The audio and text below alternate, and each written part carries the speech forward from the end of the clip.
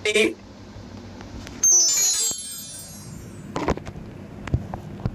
का जो हमारा टॉपिक है वो है पैरोल के रिलेटेड। जनरली पैरोल का यूज क्या होता है कि payroll is a process of calculating and paying employ salary including earning deductions statutory compliance and generating salary reports. अभी राइट नाउ पहले क्या था कि और अभी भी कि जब भी सैलरी करने की जब एम्प्लॉय की बारी आती है कंपनी के अंदर, तो या तो वो एक अलग से सॉफ्टवेयर यूज करते हैं या तो एक कोई सिंपल एक्सेल के अंदर भी वो अपना एक फॉर्मेट बना के उसके ऊपर काम कर सकते हैं। लेकिन टैली के अंदर भी एक इनबिल्ट फीचर्स है, जो फीचर्स को कहते हैं हम पैरोल। तो आज हम देखने वाले हैं कि अगर हमें टैली के अंदर डिपार्टमेंट वाइज सैलरी सबकी या एम्प्लॉय वाइज सैलरी की सबकी जनरेट करनी हो तो वो कैसे कर सकते हैं। तो सबसे पहले हमें टैली प्राइम ओपन करूंगा और उसके अंदर पहले हम कंपनी क्रिएट करेंगे।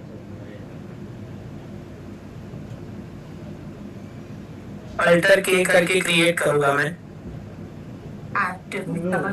और यहाँ पे लिखूंगा पैरोल और आज की तारीख लिख दूंगा।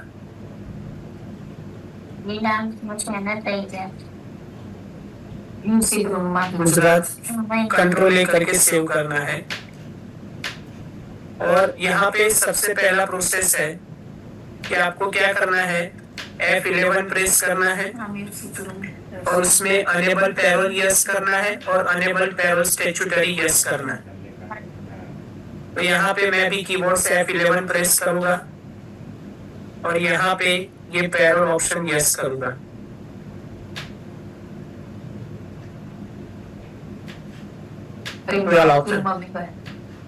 उसके बाद दूसरा ऑप्शन है अनेबल पैरोल स्टैट्यूटरी, वो ऑप्शन भी यस कर लूंगा। उसमें सबसे पहला ऑप्शन है प्रोविडेंट फंड। अभी प्रोविडेंट फंड क्या होता है कि वन टाइप ऑफ हमारा एवरी सैलरी के अंदर डिडक्शन होता है और एंड ऑफ द जॉब हमें वो मिलता है, तो उससे कहते हैं प्रोविडेंट फंड। तो यहाँ पे बेसिक कंपनी के कुछ कोड दिए गए हैं, तो मैंने भी एग्जांपल में कुछ कोड लिखे गए हैं। जब भी हम पीएफ रजिस्ट्रेशन के लिए एज अ कंपनी हम गवर्नमेंट के साथ जब रजिस्ट्रेशन करते हैं तो वो कोड हमें वहां से मिलते हैं। तो वो कोड में यहाँ से इसे कॉपी करके वहां पे पेस्ट कर देता हूँ। कंपनी अकाउंट ग्रुप कोड, तो ये कोड जो है वो आप इनपुट कर भी सकते हैं, टेम्पररी प्रैक्टिस के लिए नहीं करना तो भी नहीं कर सकते तो चलता है, ये कोई कंपलसरी नहीं है।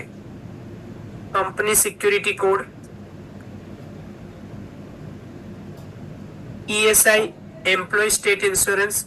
ईएसआई का मतलब होता है कि सभी कंपनी के अंदर हमारे अकाउंट सैलरी के अंदर से कुछ 500 या 1000 रुपए हमारे डिडक्शन होते हैं जब भी हमें कोई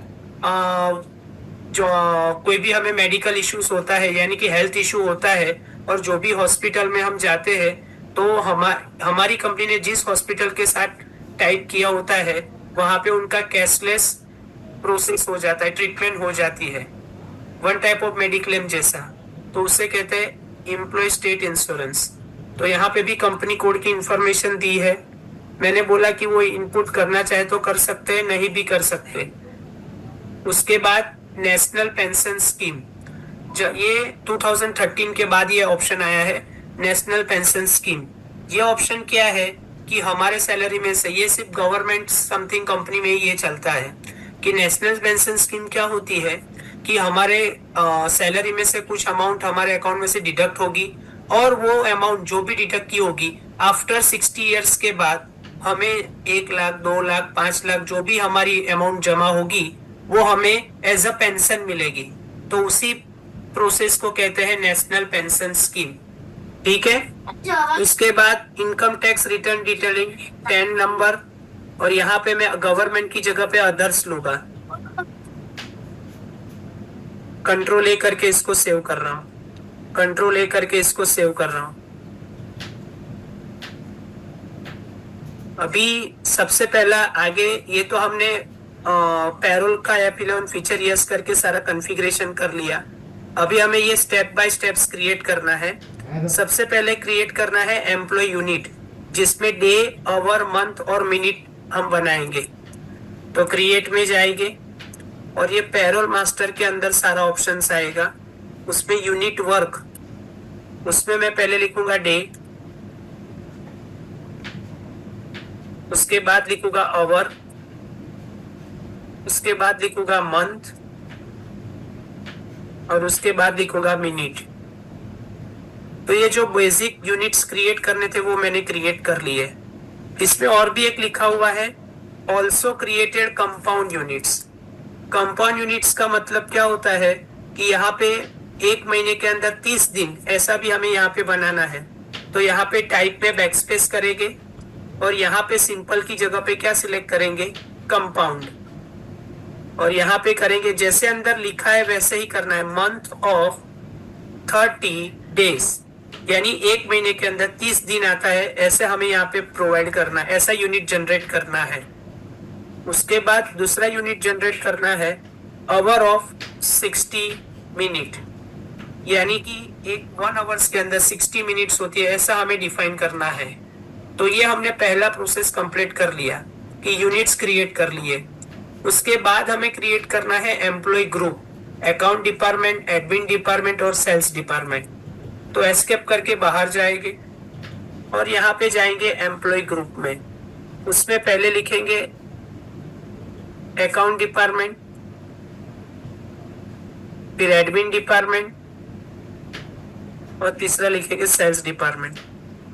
यहाँ पे कोई भी अदर ऑप्शन यस नो करना नहीं है, ये सिर्फ डिपार्टमेंट क्रिएट हो रहा है। तो ये प्रोसेस हो गया। उसके बाद नेक्स्ट प्रोसेस है create attendance and production type. तो उसके लिए कहाँ पे जाएंगे, देखो फिर से बताता हूँ कि पहले पैरोल हमने कॉन्फ़िगरेशन कर लिया, उसके बाद हमने यूनिट पहले बनाए, उसके बाद एम्प्लॉय ग्रुप क्रिएट किया। अभी मैं बना रहा हूँ अटेंडेंस एंड प्रोडक्शन टाइप। अभी आज हम ये पैरोल मास्टर के अंदर ही सब क्रिएट करने वाले हैं। तो यहाँ पे attendance and production type create करेंगे। उसमें पहला लिखा है ओवर टाइम, ये वाला ऑप्शन ओवर टाइम, और यहाँ पे सिलेक्ट करेंगे प्रोडक्शन, यानी अटेंडेंस टाइप में क्या आएगा, प्रोडक्शन। यहाँ पे आगे आगे स्टेप्स लिखा हुआ है। और उसके अंदर भी क्या सिलेक्ट करेंगे हम, आवर ऑफ 60 मिनट्स, की जो भी ओवर टाइम होगा वो इस हिसाब से काउंट किया जाएगा, आवर ऑफ 60 मिनट्स। उसके बाद दूसरा प्रोसेस है अटेंडेंस।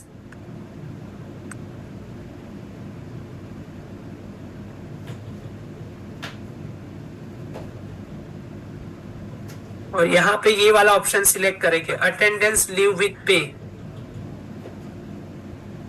आगे ऑप्शन है कैजुअल लीव, उस पे भी सिलेक्ट करेंगे अटेंडेंस एंड लीव विथ पे। उसके बाद करेंगे एब्सेंट, तो यहाँ पे लिखेंगे एब्सेंट और यहाँ पे आएगा लीव विदाउट पे। एब्सेंट में क्या आएगा, लीव विदाउट पे। तो ये हमने क्या क्रिएट कर लिया, अटेंडेंस एंड प्रोडक्शन टाइप भी क्रिएट कर लिया। अभी हमें आगे पे हेड क्रिएट करना है कि जैसे बेसिक सैलरी कितनी होगी, डियरनेस अलाउंस क्या होगा, उसके बारे में अभी वो प्रोसेस सब क्रिएट करेंगे। तो अगेन क्रिएट में जाएंगे, पैरोल प्रोसेस के अंदर पे हेड में जाएंगे। किस में जाएंगे, पे हेड। उसमें सबसे पहला है बेसिक, तो यहाँ पे लिखेंगे बेसिक। बेसिक में पे हेड टाइप किस टाइप का होगा, तो वो एम्प्लॉय के लिए अर्निंग होगी, तो यहाँ पे सिलेक्ट करेंगे अर्निंग फॉर एम्प्लॉयज, वो फिक्स रहेगा। और अंडर में आएगा कंपनी के लिए इनडायरेक्ट एक्सपेंस है वो। उसके बाद यहाँ पे सिलेक्ट करेंगे use for calculation of gratuity. अगर कंपनी एप्लीकेबल कर रही है तो यस कीजिए, नहीं कर रही है तो नो रहने दीजिए। बेसिक कैसे कैलकुलेशन होगा, ग्रेजुटी मतलब क्या होगा? ग्रेजुटी का मतलब कुछ पैसे गवर्नमेंट तरफ से आपको मिलते हैं एम्प्लॉय को, वो सिर्फ गवर्नमेंट में पॉलिसी में ही होता है, प्राइवेट कंपनी में नहीं होता है। कैलकुलेशन टाइप में आगे है ऑन अटेंडेंस, तो यहाँ पे आपको सिलेक्ट करना है, यानी कि आपको बेसिक सैलरी कैसे मिलेगी, आपको अटेंडेंस के बेस पे मिलेगी। तो यहाँ पे सिलेक्ट करेंगे ऑन अटेंडेंस, और यहाँ पे ये अटेंडेंस लीव विथ पे उसको नॉट एप्लीकेबल करेंगे। सब लोग ध्यान दीजिए, ये ऑप्शन के बाद लीव विदाउट पे जो ऑप्शन है वो यहाँ पे कुछ ऑप्शन नहीं आ रहा है, तो इसको नॉट एप्लीकेबल करना है और लीव विदाउट पे में एब्सेंट सिलेक्ट करना है। तो यानी कि ये ऑप्शन यहाँ पे नॉट एप्लीकेबल आएगा और लीव विदाउट पे में एब्सेंट आएगा।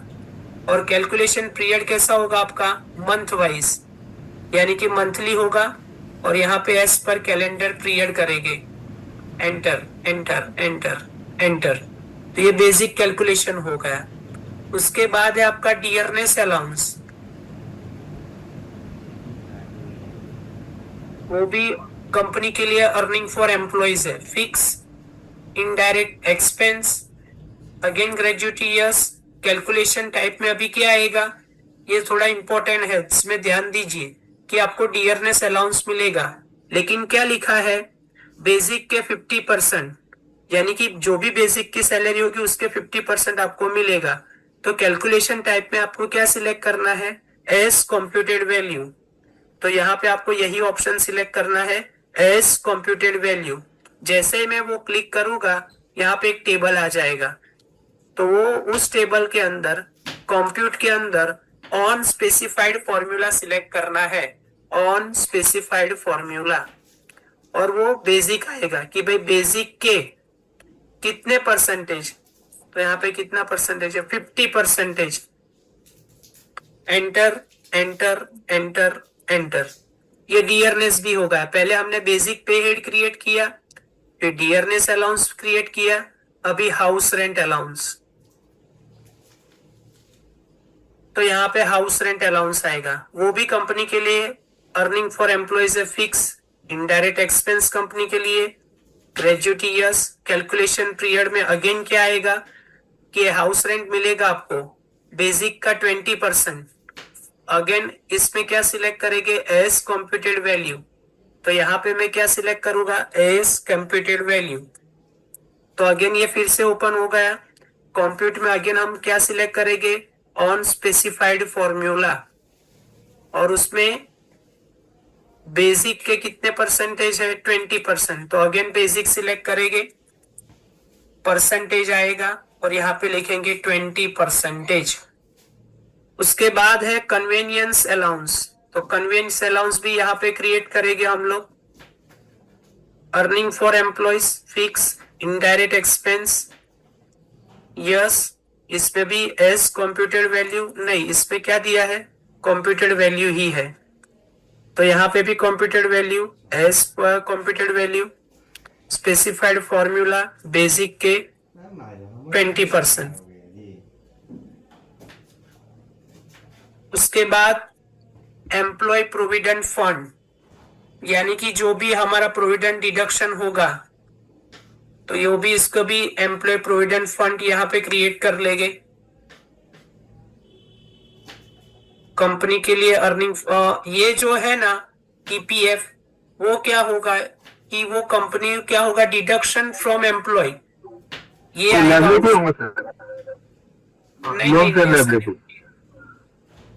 हाँ, यानी कि वो एम्प्लॉय के डिडक्शन में होगा, तो यहाँ पे डिडक्शन फ्रॉम एम्प्लॉय भी लिख सकते हैं, ये वाला ऑप्शन, क्योंकि वो जो भी हमारा पीएफ डिडक्ट होगा वो हमारे एम्प्लॉय में से डिडक्शन होगा, ये वाला डिडक्शन फ्रॉम एम्प्लॉय। ठीक है, या तो यहाँ पे मैंने यहाँ पे जो लिखा है इनडायरेक्ट एक्सपेंस, वो अर्निंग फॉर एम्प्लॉय नहीं लेना है, आपको ये वाला ऑप्शन लेना है, डिडक्शन फॉर एम्प्लॉय। 2 मिनट में यहाँ पे नोट्स में देख लेता हूँ, 2 मिनट। एम्प्लॉय स्टैट्यूटरी डिडक्शन आएगा इसमें, डिडक्शन एम्प्लॉय नहीं आएगा, एम्प्लॉय स्टैट्यूटरी डिडक्शन आएगा इसमें ईपीएफ के अंदर। और यहाँ पे आएगा पीएफ अकाउंट नंबर 1, ये वाला ऑप्शन, पीएफ अकाउंट नंबर 1, और वो करंट लाइबिलिटीज में आएगा, इसमें आएगा current liabilities on specified formula, basic के कितने परसेंटेज है? 20%। यहाँ पे थोड़ा ध्यान दीजिए, employ statutory deductions PF account number 1 और करंट लायबिलिटीज में आएगा। उसके बाद ओवर टाइम हम जनरेट करेंगे। ओवर टाइम वो भी earning for employees, fix, indirect expense. यहाँ पे ग्रेजुटी को नो कर देते हैं। और यहाँ पे क्या आएगा? On production, over time. यहाँ पे जो भी उसका कैलकुलेशन होगा वो कैसा होगा? ऑन प्रोडक्शन और ओवर टाइम के हिसाब से होगा, यानी कि वो कितना ओवर टाइम कर रहा है उसके हिसाब से। तो ये सारा बन गया। उसके बाद जनरेट करेंगे सैलरी पेएबल, जो सैलरी चुकानी बाकी होगी उसका भी पे हेड बनाना पड़ेगा। तो यहाँ पे आएगा नॉट एप्लीकेबल और यहाँ पे आएगा करंट लायबिलिटीज। तो जितने भी पे हेड क्रिएट करने थे वो हमने सारे क्रिएट कर लिए हैं। अभी हम जनरेट करेंगे एम्प्लॉय। तो एम्प्लॉय कैसे जनरेट करेंगे? क्रिएट में जाएंगे और वहां पे एम्प्लॉय, देखा 1 बाय 1 सारा प्रोसेस हो रहा है। पहले हमने यूनिट क्रिएट किया, फिर हमने ग्रुप क्रिएट किया, फिर हमने attendance and production type create किया, उसके बाद पे हेड क्रिएट किया। अभी जो क्रिएट कर रहे हैं वो है एम्प्लॉय, यानी कि एम्प्लॉय की डिटेल ऐड करेंगे। तो यहाँ पे आशीष कपूर, मैं सिर्फ आशीष लिख रहा हूं, वो किसके अंडर में आएगा, यानी कौन से डिपार्टमेंट में है? तो वो है अकाउंट्स डिपार्टमेंट में। तो यहाँ पे अकाउंट सिलेक्ट कर सकते हैं। डेट ऑफ ज्वाइनिंग एक साथ लिखा है तो 17 लिखेंगे। Employ number EM01। डेजिग्नेशन में यहाँ पे मैनेजर लिखा है। फंक्शंस में उसका रोल क्या है? एडमिन है। लोकेशन में मैं क्या लिखूंगा? फॉर एग्जांपल वडोदरा लिख दूंगा। और जेंडर में क्या आएगा? मेल। देखो बाकी की डिटेल अंदर दी गई है, अगर आपको ऐड करना चाहो तो आप ऐड कर सकते हो। ठीक है, ब्लड ग्रुप दे सकते हो, father's mother name, sports name, address वगैरह सब दे सकते हो। सबसे इंपॉर्टेंट ये है प्रोवाइड बैंक डिटेल, क्योंकि हमें उसमें अकाउंट नंबर ऐड करना है। प्रोवाइड बैंक डिटेल यस करेंगे। यहाँ पे अकाउंट नंबर भी दिया गया है Z0095600013 0095600013। IFC कोड मैं यहाँ पे लिख देता हूँ BARB0 YDXX। ब्रांच नेम यहाँ पे हमें कुछ दिया नहीं है, मैं यहाँ पे ब्रांच नेम में वाड़ी लिख देता हूँ। वाड़ी, अरे सॉरी, बैंक नेम है तो बैंक नेम में बैंक ऑफ बड़ौदा लिख देता हूँ, बैंक ऑफ बड़ौदा। और यहाँ पे लिख रहा हूँ वाड़ी। ट्रांजैक्शन टाइप में हम उनको कैसे पे करेंगे? एम्प्लॉय को एज अ चेक से पे करेंगे, तो यहाँ पे चेक सिलेक्ट करेंगे। और वो भी कैसा चेक? अकाउंट पे चेक। कंट्रोल A करके सेव करना है। उसके बाद दूसरा है अरुण शाह, तो यहाँ पे करूंगा मैं अरुण। उसका भी डेट ऑफ ज्वाइनिंग में 17 कर देता हूं। EM02। डेजिग्नेशन मैनेजर, फंक्शन में एडमिन, लोकेशन में वडोदरा, जेंडर में मेल। प्रोवाइड बैंक डिटेल आपको क्या करना है? यस। अकाउंट नंबर फिर से आएगा उसका 0095600014 0095600014। पहले 13 था, अभी 14। IFC कोड तो सबका सेम ही रहेगा BRB0 YDXX।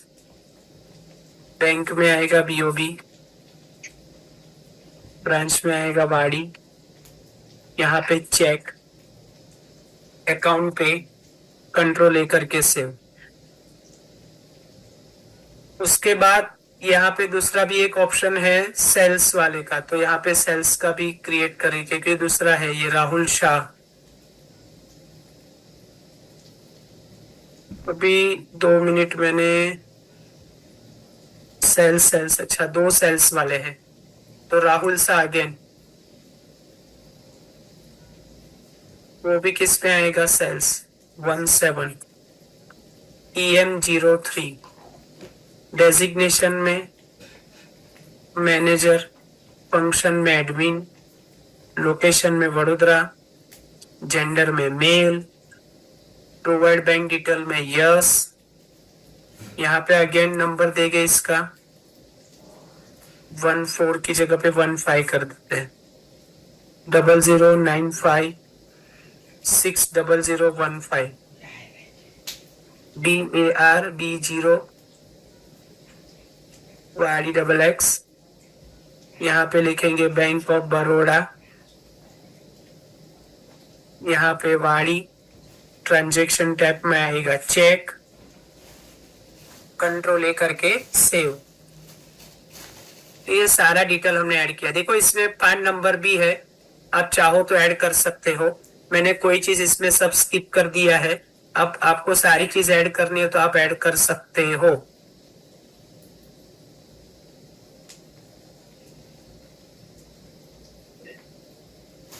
अभी आगे बात करते हैं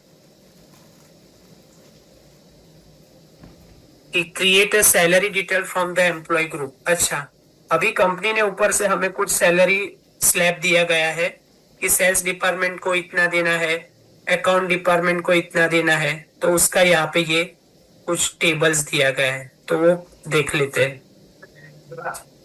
तो यहाँ पे ये सैलरी हमें कैसे डिफाइन करनी है डिपार्टमेंट वाइज, तो आपको अल्टर में जाना है, डिफाइन सैलरी और सिलेक्ट द सेल्स डिपार्टमेंट। तो आपको कहाँ पे जाना है, अल्टर में जाना है, डिफाइन सैलरी में जाना है और यहाँ पे आपको सिलेक्ट करना है सेल्स।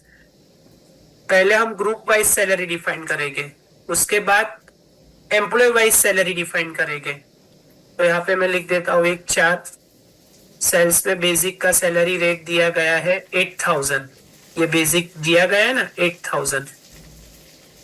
उसके बाद DA यानी डियरनेस अलाउंस, उसके बाद आगे है HRA, शॉर्ट में सब लिखा हुआ है।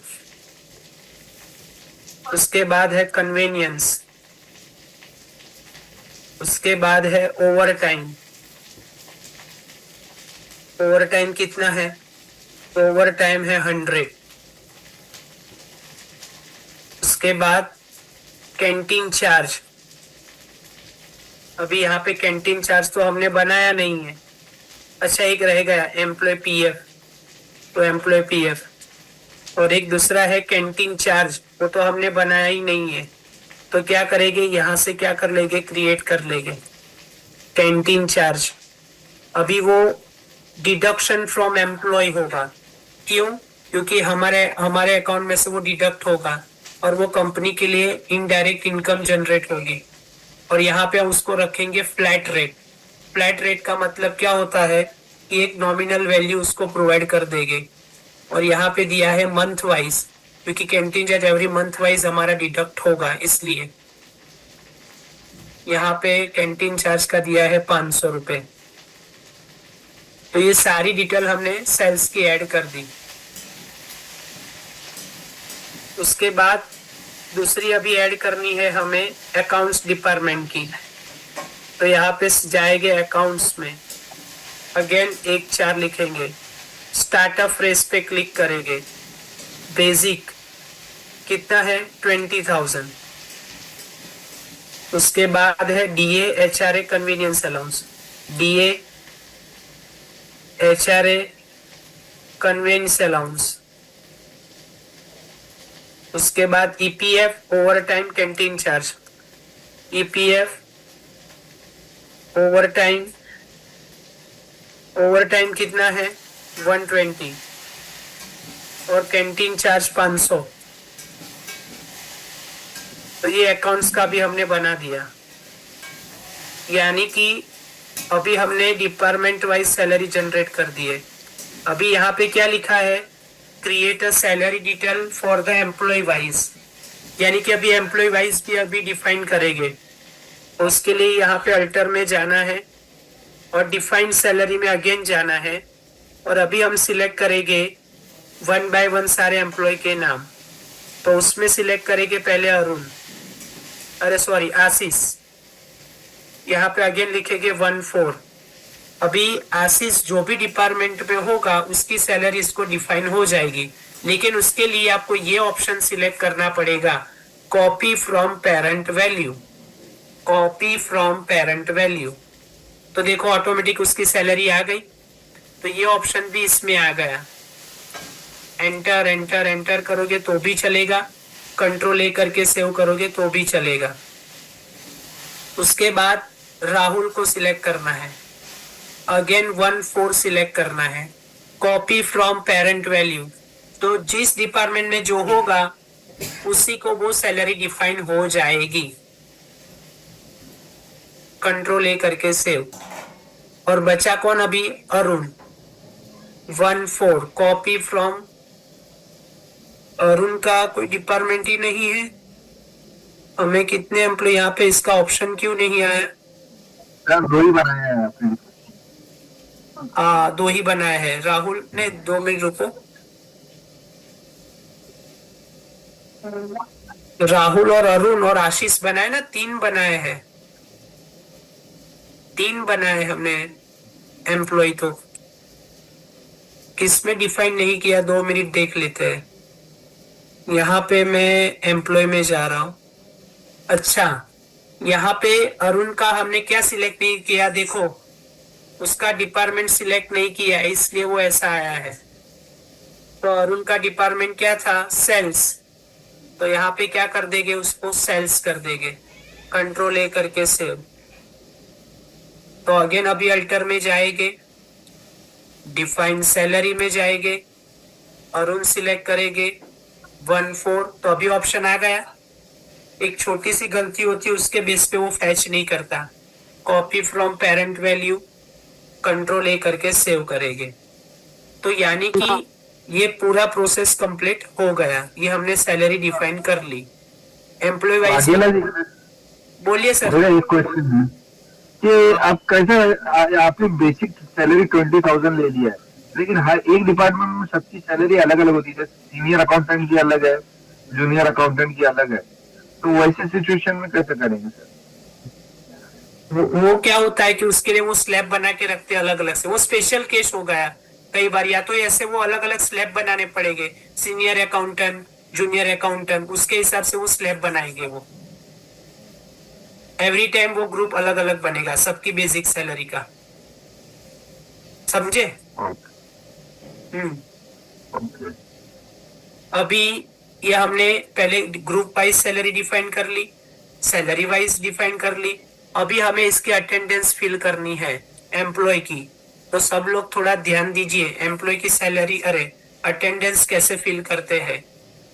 तो go to the voucher, F10 करेंगे, go to the voucher F10 और उसमें सिलेक्ट करेंगे अटेंडेंस।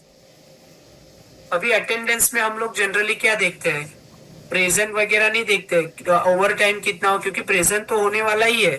तो यहाँ पे आप टेबल में देख सकते हो कि मैंने 1 दिसंबर को कैजुअल लीव कितने लोगों ने लिए, वो ऑप्शन है। 2 दिसंबर में एब्सेंट कितने लोग हैं उसका रिकॉर्ड दिया गया है, और 31 दिसंबर में कितने लोगों ने ओवर टाइम किया है वो डिफाइन किया गया है। तो यहाँ पे मैं अभी आज सबसे पहले ये तारीख प्रोवाइड करूंगा, F2 करके 1 दिसंबर 1-12, और उसमें 1 बाय 1 पहले फर्स्ट कॉलम की एंट्री होगी। हाँ, थोड़ा ध्यान दीजिए क्योंकि सबका सिनेरियो सेम ही है। यहाँ पे सिलेक्ट करूंगा आशीष, और यहाँ पे मैं सिलेक्ट करूंगा कैजुअल लीव 1। उसके बाद है राहुल, उसका भी कैजुअल लीव है 1। उसके बाद है अरुण, उसका भी कैजुअल लीव है 1। तो ये सबकी अटेंडेंस इस हिसाब से आ गई। ये कौन से दिसंबर की हुई, 1 दिसंबर की। उसके बाद F2 करके एब्सेंट सिर्फ एक ही है, राहुल साहब, तो F2 करेंगे और यहाँ पे 2 दिसंबर करेंगे।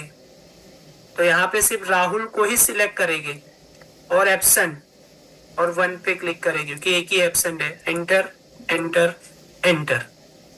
उसके बाद तीसरा ऑप्शन है 31 दिसंबर, ये वाला, तो अगेन F2 करेंगे, 31 दिसंबर करेंगे और वहां पे क्या दिया गया सबको, ओवर टाइम, तो आशीष ओवर टाइम।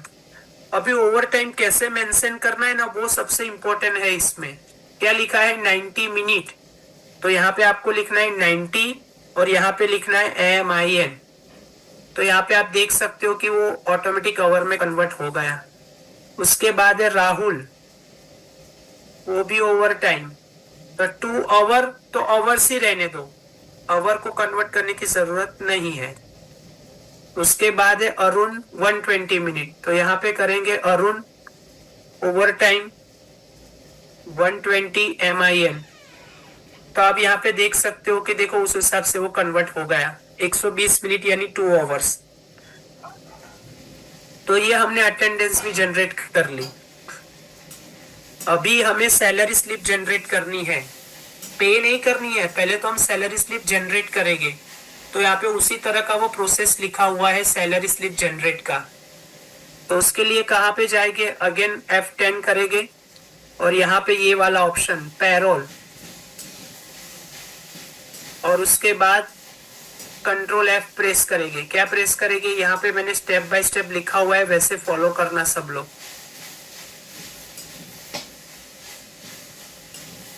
कंट्रोल F करेंगे, पैरोल ऑटोफिल और प्रोसेस फॉर सैलरी, ये आपको क्या करना है, सैलरी जनरेट करनी है, तो सैलरी पे क्लिक करेंगे। कौन से महीने की वो भी यहाँ पे है, तो हमने दिसंबर मंथ का ही सबका अटेंडेंस देखा है, तो दिसंबर मंथ की ही करेंगे।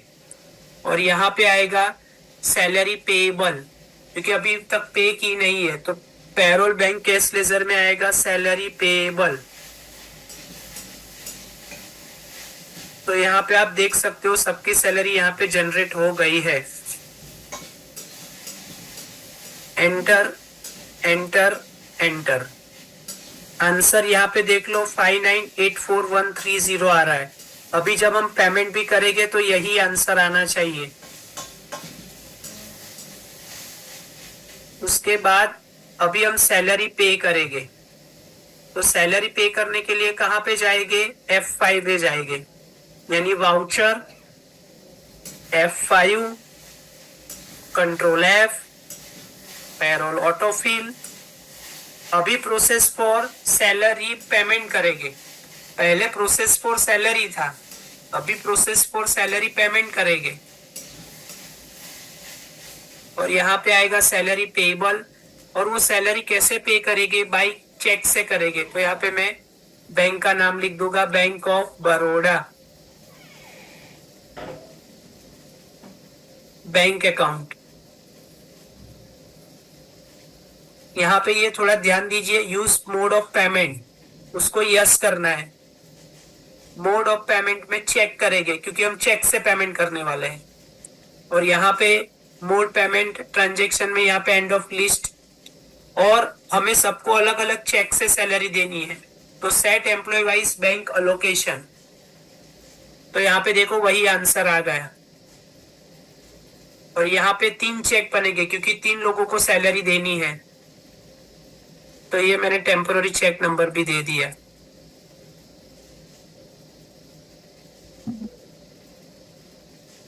तो ये सैलरी भी पे हो गई।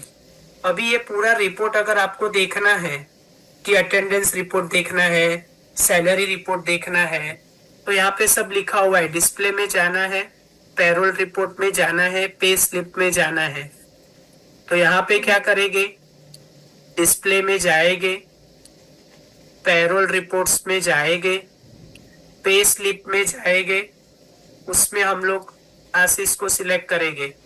तो यहाँ पे आप देख सकते हो उसकी सारी डिटेल आ गई आशीष की।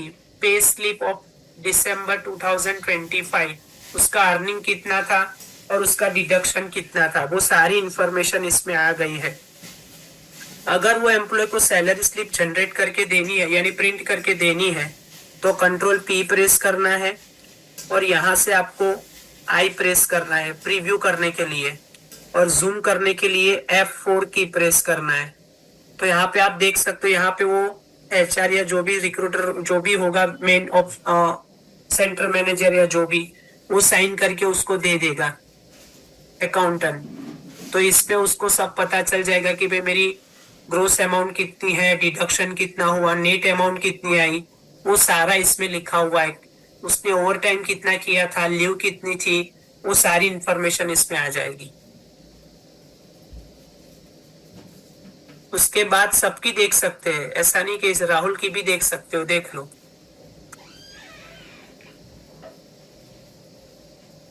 ठीक है। उसके बाद दूसरा यहाँ पे है पे शीट में है अरुण को कैसे कैसे पे किया, उसका भी रिकॉर्ड यहाँ पे देख सकते हो 1 by 1। उसके बाद पेमेंट एडवाइस, ये पेमेंट एडवाइस में क्या होता है ये अभी रिकॉर्ड में नहीं दिख रहा है क्योंकि मैंने इसमें अकाउंट नंबर प्रॉपर नहीं दिया है, इसलिए क्योंकि यहाँ पे हमें पेमेंट अकाउंट नंबर के अंदर कितने एम्प्लॉय को कितनी सैलरी पे की उसका टोटल यहाँ पे दिखता है आपको। ठीक है, तो वो यहाँ पे सब प्रोसेस होगा। उसके बाद अटेंडेंस शीट देखनी है तो अटेंडेंस शीट सबकी दिखाई देगी। अरुण की कितना है, कैजुअल लीव लिया था, ओवर टाइम इतना किया था।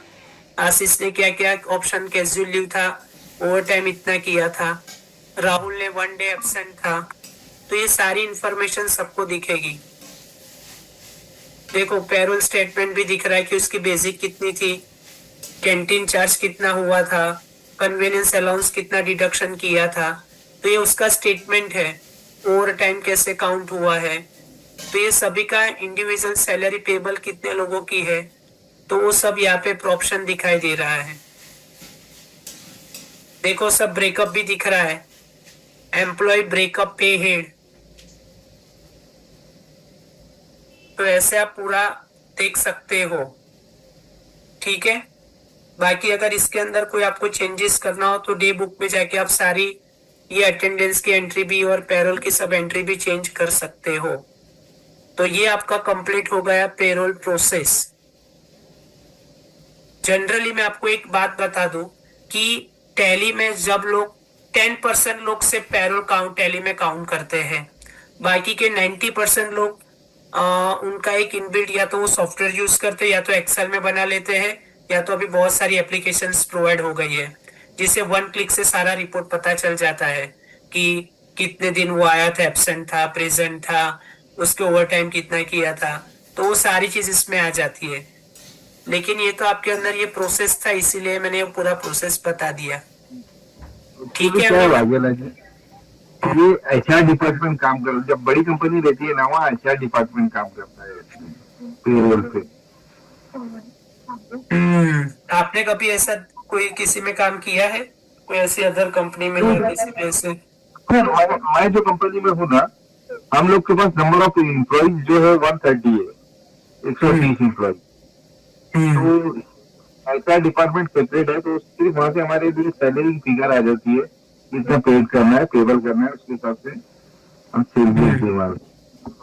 उसमें एक अलग सॉफ्टवेयर है उनके लिए अटेंडेंस का। देखो मैं वही बोल रहा हूँ सर, मैं वही आपको बताना चाह रहा हूँ कि मोस्ट ऑफली कंपनी जो होती है वो उनका अलग से एक सॉफ्टवेयर यूज करती ही है।